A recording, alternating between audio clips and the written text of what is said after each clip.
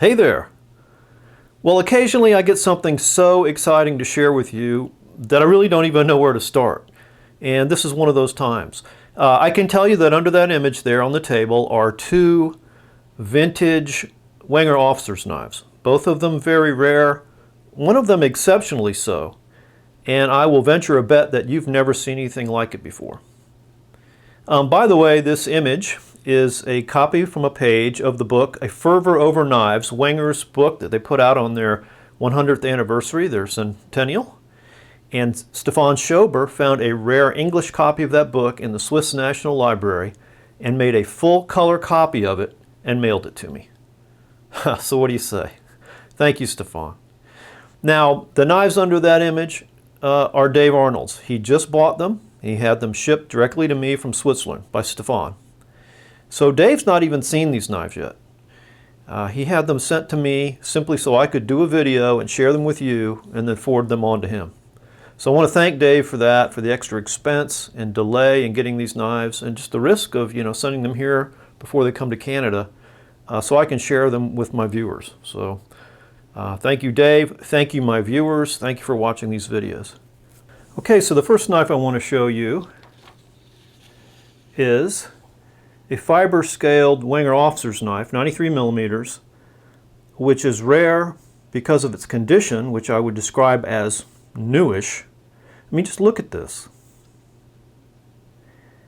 And because of its tang stamp.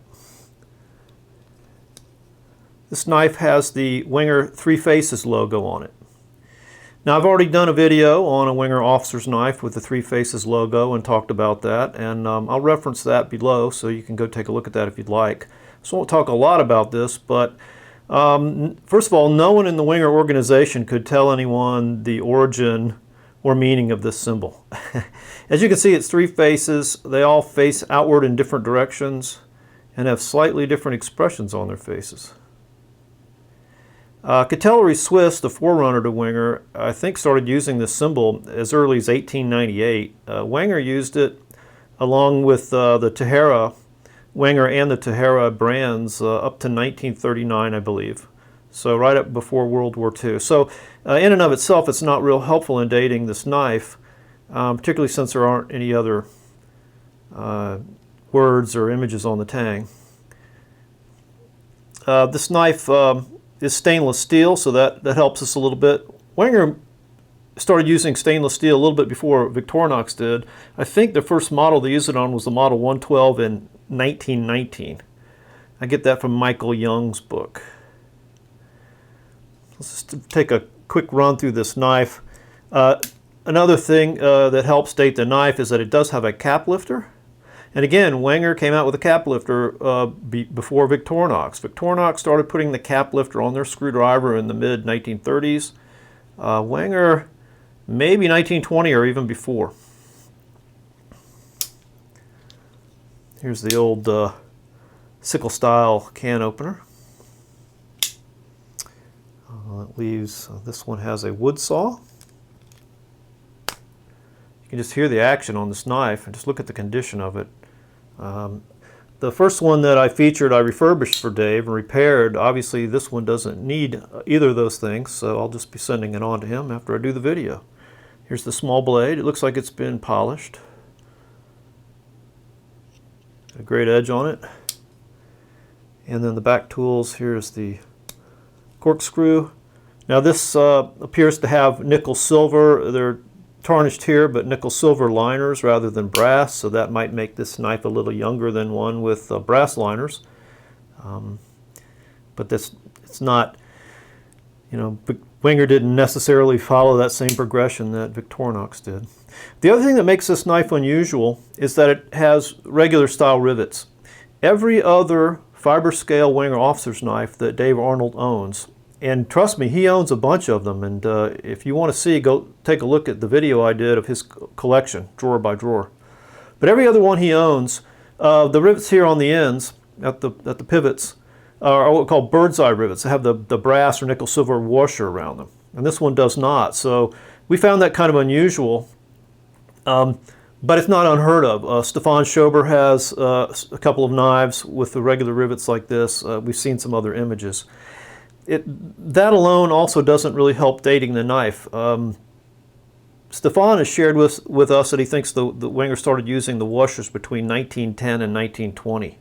But then they used washers on and off, so it's really kind of hard to tell.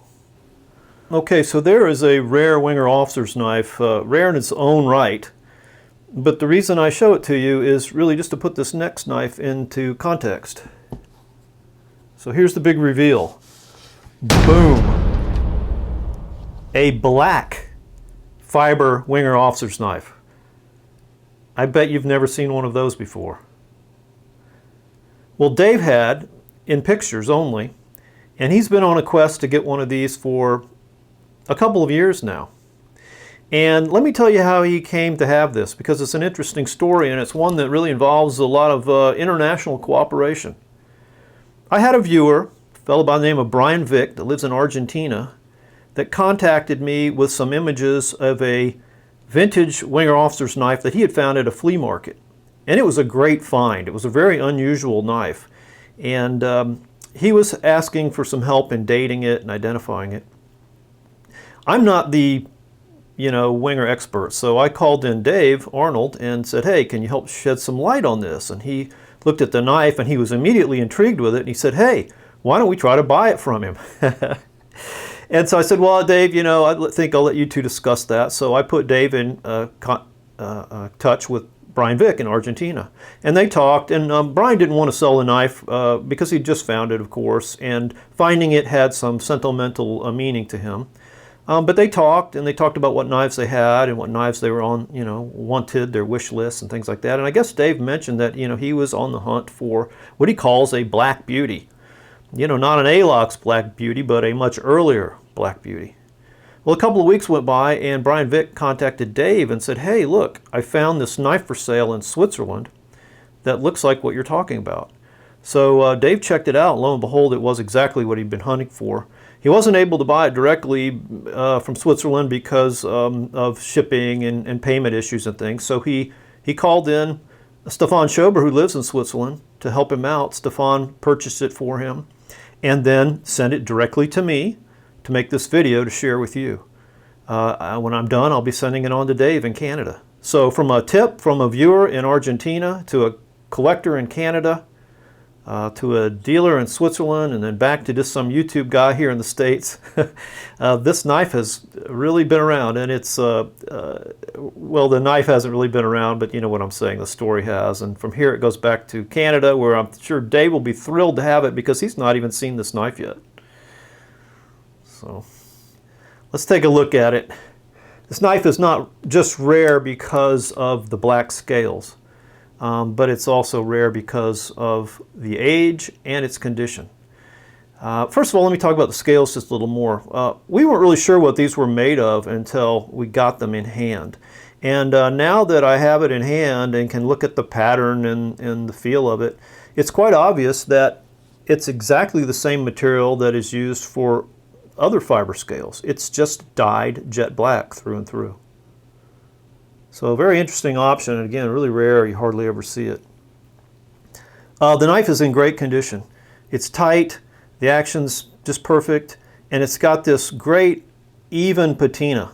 It's all carbon steel, so that'll help us date it, but it's got this nice even patina over all the tools. So it'll be going to Dave just like it's been found. So here's the tang stamp. It's Wenger with the three faces symbol again. Delamont.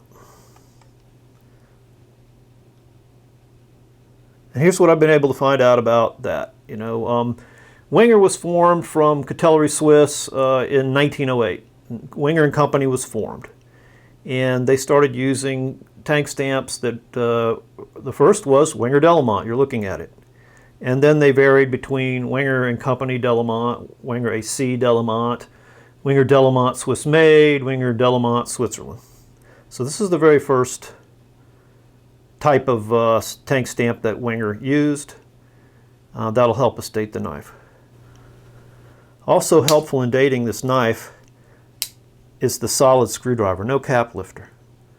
Now again, Wenger beat Victorinox to the punch in introducing a cap lifter. Victorinox didn't start putting it on their screwdrivers until the mid-30s. But Wenger started using it in, approximately 1920 or maybe a little before.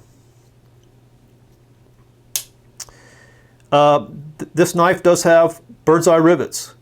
And again, Stefan has helped us with that and said that those first started appearing between 1910 and 1920. Again, that alone doesn't help you date a knife because they used them on and off after that, along with just regular style rivets. But I would say between the tang stamp and the screwdriver, we can say this knife is probably from, and the washers, maybe from 1908 to 1920, 1910 to 1920. So that second decade of the 20th century. This knife is 100 to 110 years old. And just look at the condition of it.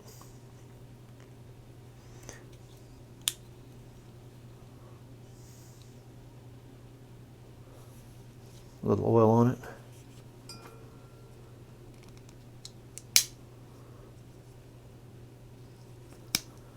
The small blade also has the tang stamp, which is really nice.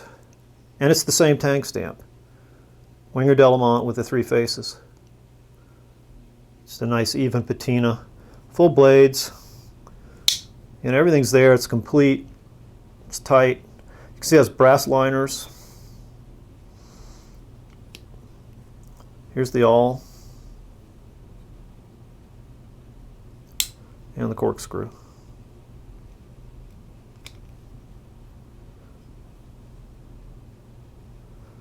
Just needs a little light cleaning.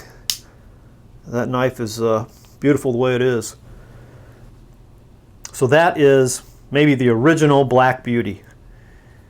It's a gorgeous knife. I just love those black scales. It's super rare. And it comes to you through an international effort.